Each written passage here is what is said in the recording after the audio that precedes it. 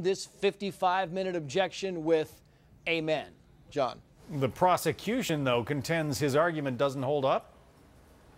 Yeah, and the prosecution's having a very difficult time giving their evidence because Warren Jeffs continually interrupts them. In fact, he just apparently made a threatening statement in court moments ago, and the judge admonished him, saying if he continues to threaten the court, threaten the jury, that he will be removed from the courtroom. The prosecution maintains that the courts have consistently held against polygamy, against sex with children. Remember, the prosecution plans to actually play an audio tape of Warren Jeffs sexually assaulting a 12-year-old girl. And while the prosecution continues to score points, Jeffs' former defense team remains in court as observers. Listen. The judge has asked us to stand by, which I'm, of course, willing to do. It's always preferable to have an experienced counsel at the defense table.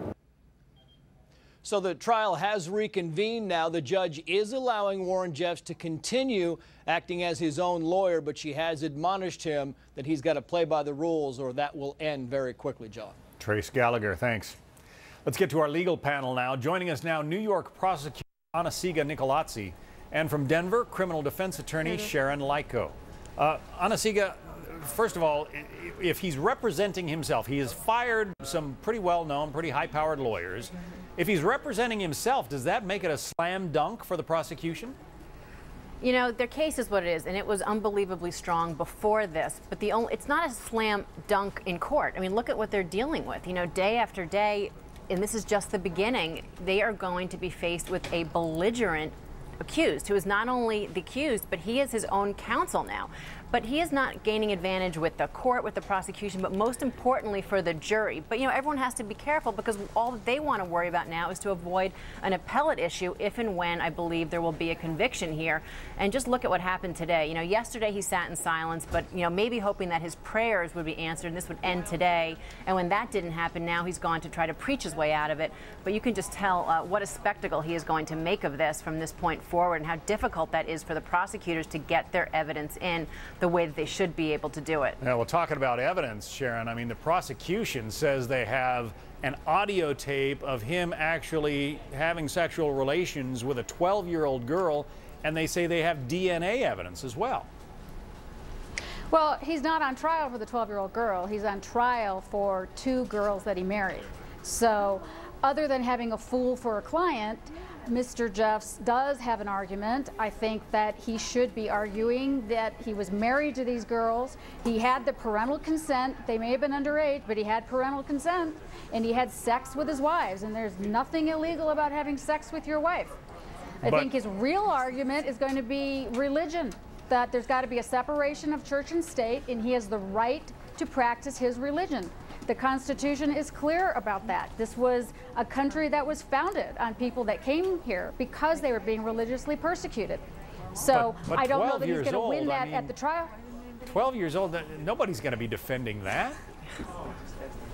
Well, the only defense he's got is his religion. Whether or not you personally agree with it, whether or not I personally agree with it, that's not the issue.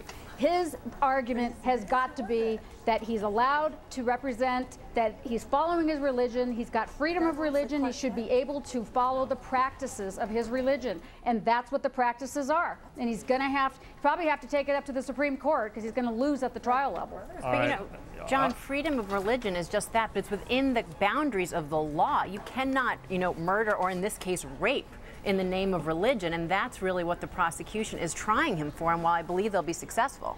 Yeah, you know, if you're going to say that, you know, in some religions marrying a 12-year-old girl ought to be okay, or, you know, should be, I guess, allowed in the eyes of the court, Sharon, where do you stop? I mean, 10-year-old, 8-year-old? Well, that's a good question. Where do you stop? Where do you stop in terms of placing limits on somebody's religious freedom? If can the court or the state start imposing restrictions that you can have your religious freedom, you can practice the religion you want, provided you don't allow the entrance of gays, of minorities, that you don't wear certain clothes on certain days. I mean, there's a lot of problems when you start to micromanage somebody's religious freedom.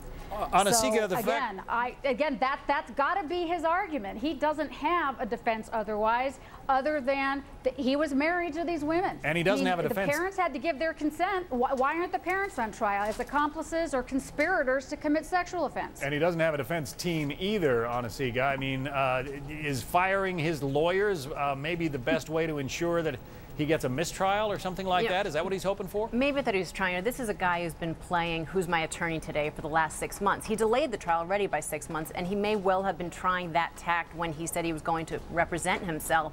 But I don't think it's going to ultimately be successful for him, because this judge was very careful, and she did exactly what she needs to do under Texas law, and I think that will hold up all the way up to the Supreme Court. She advised him of the pitfalls of representing himself. She said why she did not think he should do this, that he had a very competent, skilled legal team that he had assembled, and that he was now doing this potentially to his own detriment. But she said, do you understand that? He said yes. And she said, do you still wish to represent yourself? And he said yes, more than once. And that is what the courts need to show that it was clear and unequivocal, and they have done that. So I think they're going to be safe on that when and if he's convicted here. Anna-Sigga Nicolazzi and criminal defense attorney Sharon Liko, thank you both.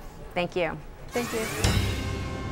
A Fox Urgent now, we're taking you to the Upper East Side of Manhattan, where there has been a manhole fire. You can see it arcing and sparking there on the right center portion of your screen. The infrastructure in a city like New York getting a little long in the tooth, and often this happens, especially in the hot summer months.